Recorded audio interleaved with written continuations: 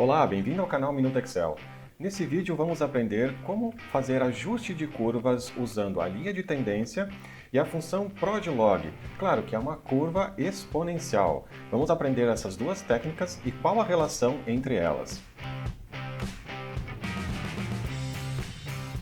Então nessa planilha eu tenho aqui os valores de x e y que já estão plotados nesse gráfico. Esse gráfico ele é um gráfico do tipo de dispersão. Então a primeira coisa que a gente pode fazer é ter uma estimativa de qual seria essa equação dessa curva exponencial. Então, botão direito, adicionar linha de tendência. Tá? Só vou ajeitar a tela aqui. Então veja, por padrão ele cai na linear, né? Eu tenho a logarítmica e a exponencial. Tá? Eu vejo que ela se adapta muito bem a essa curva. Eu poderia testar outras, né? Mas eu vejo que existe uma grande diferença em alguns pontos. Tá? Aqui aparece que ajeitou bem, mas se eu continuar essa curva, né? Eu vejo que tem erros aqui e aqui também. Bom, vamos ficar com a exponencial. Eu posso pegar aqui, ó, a definição da equação no gráfico e exibir o r quadrado. Tá? Esses dois parâmetros aqui.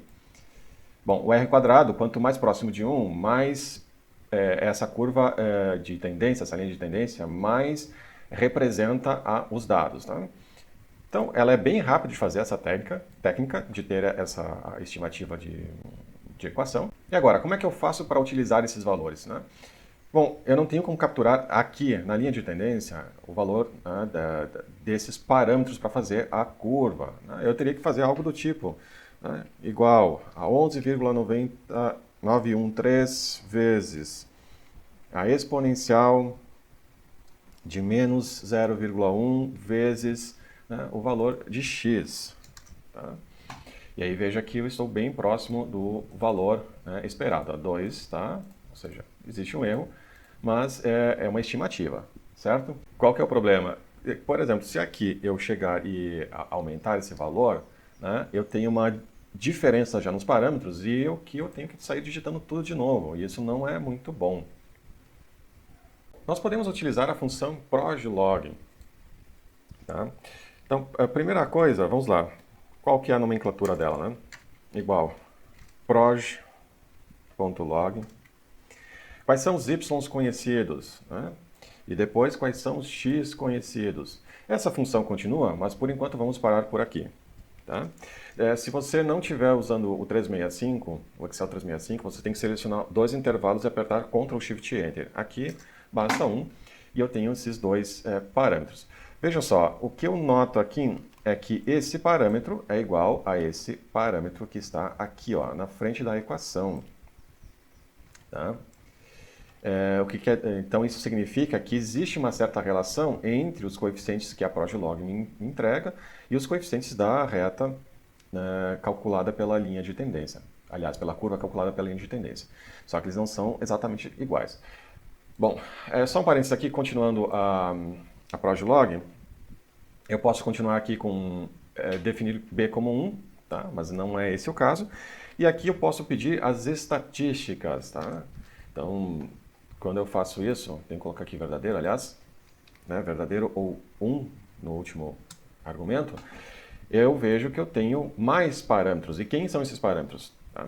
Então, para saber isso, a gente aperta a tecla F1 e essa ajuda nós vamos encontrar na função proj.lin. Tá? Se você entrar na proj.log, ele vai comentar que essa ajuda está na função proj.lin, que é para funções polinomiais, lineares e polinomiais. Tá?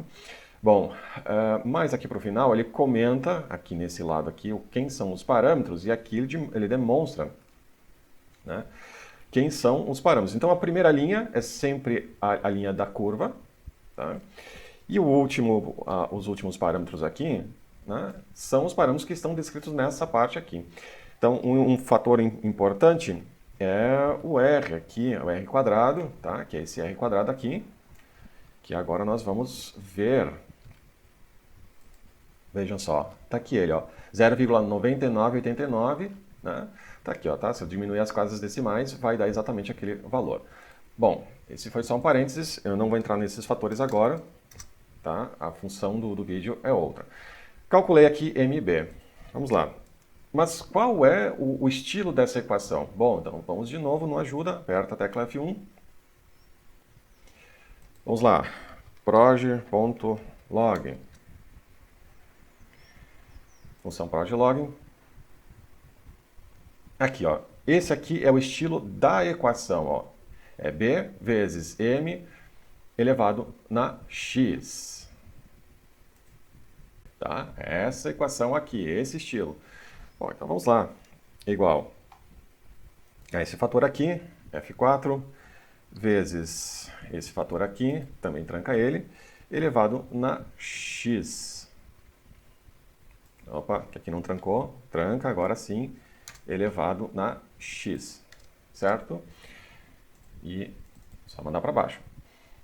Veja, agora se eu vou fazer uma alteração aqui, por exemplo, 10, os fatores já se ajeitam, tá? E a curva também já responde com os novos parâmetros. Tá? Então essa aqui é uma vantagem de utilizar a proj.log. Bom, mas eu quero uma certa relação entre essa curva aqui, né, e essa curva aqui. Né? Porque se eu estou fazendo um trabalho, eu quero mostrar, veja, ó, essa aqui é a curva que eu obtive, né? Eu posso relacionar também ela com parâmetros se eu fizer alguma manipulação algébrica aqui. O que a gente precisa entender? De novo, vamos lá na ajuda. Qual é a equação que a linha de tendência, né? Linha de tendência me fornece, a exponencial. Então digita na ajuda a linha de tendência, ó, opções de linha de tendência, e aqui vamos pegar a exponencial. Tá aqui ela, ó, é esse estilo de curva. Então vejam que ela é um pouco diferente do que eu tenho aqui. Né? Eu tenho essa curva que é a proj.log e essa curva aqui que é a curva da linha de tendência exponencial. Como que elas se relacionam? Tá? É isso que nós vamos ver agora. Bom, então o resultado da proj.log ele me devolve dois parâmetros, né? A princípio b e m. Então o resultado, a equação, o resultado da proj.log a gente já viu, é esse estilo ali. E a da curva de tendência é esse estilo aqui. Lá no ajuda, ele coloca esse termo aqui, como B, mas eu não quero confundir com esse B aqui, tá? Então por isso que eu troquei o estilo aqui, coloquei um D, tá? Mas não muda nada a forma da curva. Então, partindo da função da equação da proj.log, né, a gente vai aplicar o logaritmo natural nos dois lados da equação. Tá? E aí fazendo essa manipulação, ou seja, propriedades dos logaritmos. Quando eu tenho a multiplicação, eu posso abrir isso em soma de duas parcelas. Tá? E aí esse exponencial de x ele passa multiplicando na parte da frente. Agora eu elevo todo mundo na exponencial e, né? Porque claro, eu sei que eu tenho uma exponencial no final. Né? De alguma forma eu tenho que fazer ela aparecer. Né? Aqui eu tenho funções complementares, então essa parte vai acabar cancelando. Né? Soma, quando eu tenho essa parte aqui em exponenciais, eu posso fazer a multiplicação. E dessa parte aqui também, ó, funções complementares, eu acabo nessa equação aqui. Ó. Então essa aqui é a equação, tá, que a gente já vai ver, que é a própria estilo da curva de tendência. Tá? Vejam que se eu fizer agora o ln, né, o logaritmo natural do m, que é a resposta da proj.log, eu consigo chegar na equação da linha de tendência. Então, b e c são iguais, é o mesmo fator, isso não muda, e aqui basta aplicar o logaritmo natural. Então, voltando aqui para o Excel, conforme eu tinha mostrado lá, aqui está a equação da linha de tendência, tá? A relação que eu preciso, e quem é o m aqui? Né? Esse fator aqui em cima. É igual ao ln do meu fator m, que é dado pela proj.log. E olha só o que nós temos aqui. Esse fator aqui é exatamente o fator que está nessa parte aqui. Tá? Vejam só, aqui ó, 0,01, aliás, menos 0,1, né? E aqui com mais casas decimais. Bom, então vamos fazer agora pela linha de tendência, usando essa equação aqui embaixo, que é igual, vamos usar o b da proj.log, vezes a exponencial, tá, de quem? Do ln do m aqui. Tá? Então, tranca, fechou parênteses, vezes, aqui aparece, não, O x está dentro do parênteses ali. Né? Tudo na exponencial. Isso aí. Tá? Então agora sim, eu tenho a relação entre elas, né, funcionando de maneira perfeita. Tá? Qualquer alteração em um dos valores aqui implica em alteração em todos. Né? Então veja aqui, ó, o B agora 16,67 é o que está dando aqui. O M, né, o ln de M, que é esse valor aqui, menos 11,19,86. Aqui ele mostra só com 3 casas decimais, mas já está aqui calculado. Tá? Bom, uma última dica é o seguinte. Vejam só, eu estou utilizando aqui referências, né, de células, tá?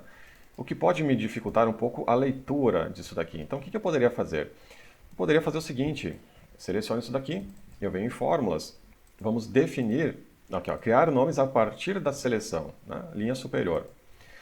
Uma vez que esses nomes já tinham sido utilizados, essas referências já tinham sido utilizadas na equação, para reaproveitar e não ter que escrever tudo de novo, tá? Eu posso fazer o seguinte, eu posso selecionar essa parte aqui e nessa região aqui escondida, definir nome, né? Aplicar nomes, que é o B e o M. Tá? E aí a vantagem é que agora quando for fazer a leitura, olha só, eu tenho o B, eu tenho exatamente o formato da equação que fica um pouco mais legível. Tá? Olha aqui, ó. Eu também poderia colocar, chamar esse fator aqui, né, de 1D e fazer a mesma coisa. Então era isso para o vídeo de hoje, espero que tenha gostado. Deixa seu like aí se você gostou e até a próxima!